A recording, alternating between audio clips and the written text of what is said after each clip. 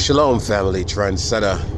Shabbat Shalom to those of you who actually practice the Jewish Shabbat, Friday sundown to Saturday sundown. I know it's early in the morning right now.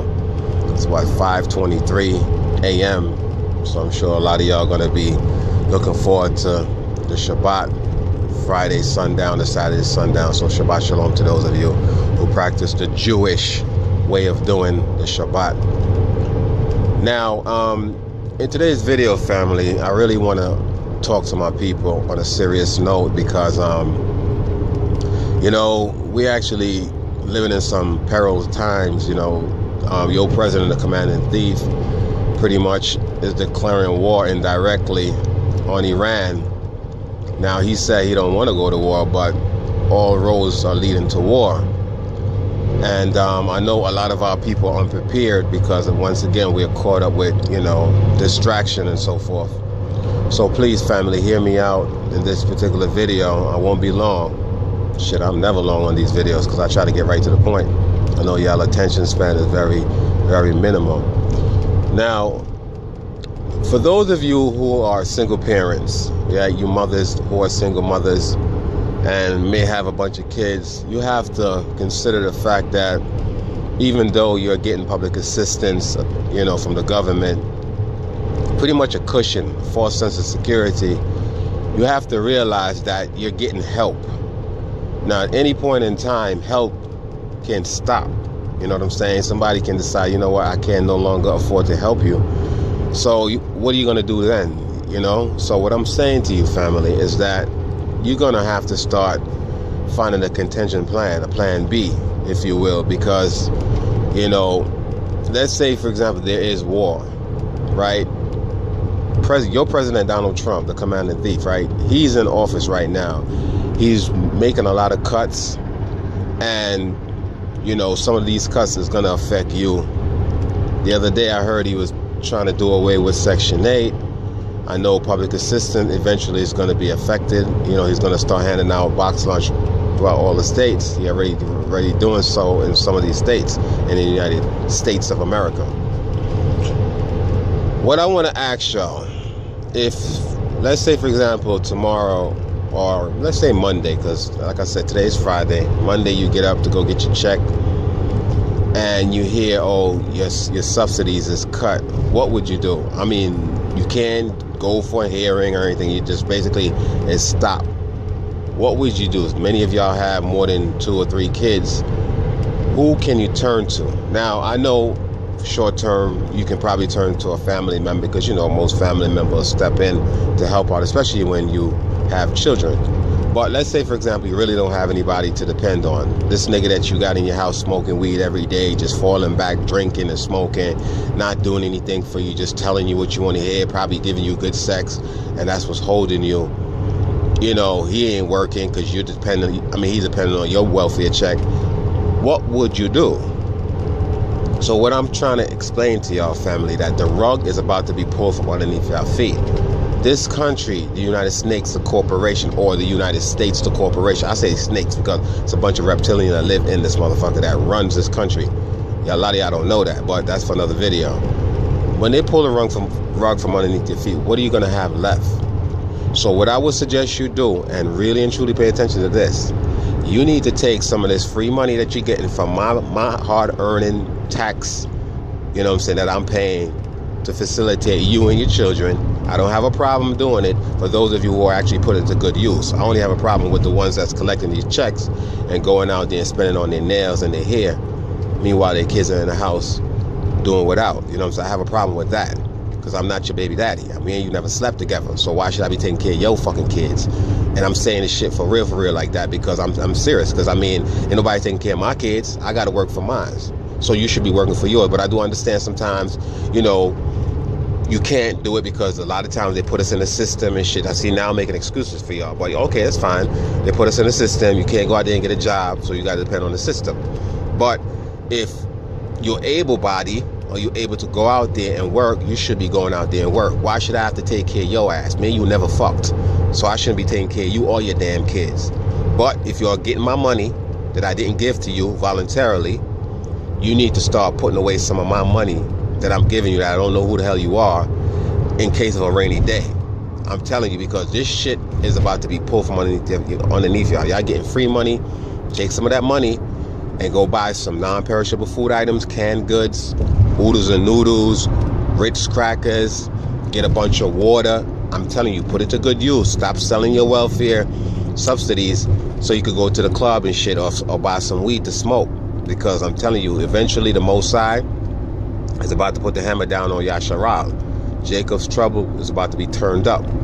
So, for those of you who don't know what I'm talking about, we, descendant of the transatlantic slave trade, we are the true Hebrew Israelite. We are the one from the 12th tribe of Yasharal, or Israel, not those devils. White people don't deal with tribes. That's the first clue. Only black people, African people, deal with tribes. So we are the 12th tribe of Yasharal, or Israel. We're the true Jews, if you will, because we're really not even Jews. That's a construct that was created by these devils. We're Yehudis, okay? So I will say again that you need to start paying attention to the news, what's going on. The volatility in the Middle East right now is ramping up. Again, start planning for the worst and expect the best. If you got money, put away. If you got extra food stamp, start putting aside money.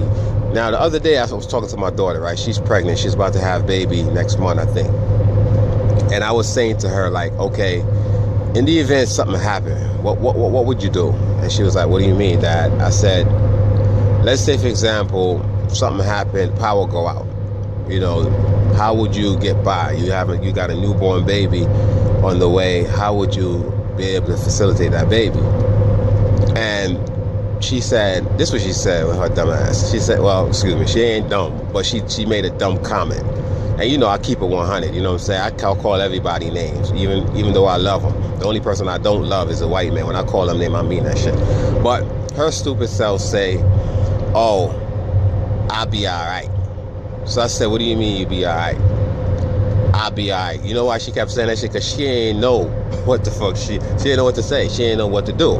So I said, for real, I said, if something was to happen, power go out, you know, you can't get your money out of ATM, which you really don't have much of, what would you do?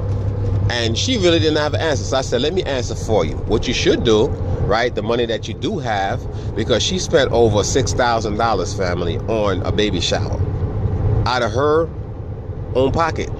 You know what I'm saying? Her and her boyfriend pocket. Because all I gave was like a couple $100s. I said, listen, I'm not going to pay no $1,000 towards no damn baby shower where really and truly should be, you know, your friends and your mom and people getting together to do it for you, not you coming out of your pocket yourself. So I gave her like $800 just because, you know, I'm the dad and shit. Let me do it, sound a little something. And she put an additional $6,000. Now, don't get me wrong, the baby shower was beautiful, but I asked her, I said, okay, after you spend all this money, right, showing off with your friends because, you know, it's your very first baby and, you know, you want to, you know, those young people, how they are and shit. She's what, 26? So she's pretty much trying to show off and show that she's doing a bashment thing. So I said, okay, now you spend all that money, now what? So basically you spend $6,000, but you probably got like maybe what, if $2,000 in gift, you know, that's on a high note. You know what I'm saying? That's how much you probably got back. Then she said, oh, well, I got back some cash. They gave me cards. Okay, did you get back $6,000 in cash? She was like, no. So I said, exactly. So you spent all this money trying to grandstand, show off on your friends, showing them, oh, you know what I'm saying, you got it like that, which you don't. You know what I'm saying? Why didn't you put that money aside? And, you know, at the time, you know, I think when people are pregnant and shit, they go through their emotions or whatever. At the time, when I was saying that, she wasn't hearing it because she already made the invites. Everybody's coming. Her friends is in the party scene, blah, blah, blah, blah, blah. They, you know, name brand shit. So she wasn't hearing me. It's after the shit was over. She said to me, Dad, you know, you was right. Because all that money I spent for food and liquor and decorations and the hall was big. It's like you could, you know, it's like a big old hall where you could, you know, have a big party and shit. It wasn't even worth it because all these niggas came there probably with some cheap gift. Now, she did have some pretty decent gift, but most of these people came bringing somebody with them, eating up your food and shit, drinking up your liquor, and ain't contributing nothing. people leaving with bags and, you know, what they call that, goodie bag, not goodie bags, yeah, the shit that when you leave the restaurant they give you a doggy bag, whatever, doggy bag, that's what they call it, right? And I'm saying to her, like, really think about it. You're gonna be hurting, because I guarantee you when shit hit the fan, you know, you're gonna be like, damn, that money that you gonna always go back to that money that I spent. That money that I spent wasn't necessary. And I know you depend on mommy and daddy and shit. Mommy and daddy are always gonna be here. Yeah, for right now, I'm very supportive because that is my first grandchild. And for those of you who are inquisitive, I'm not that old. I'm still in my 40s, right? My mid 40s. Just that I had kids started out when I was young. You know what I mean? It is what it is.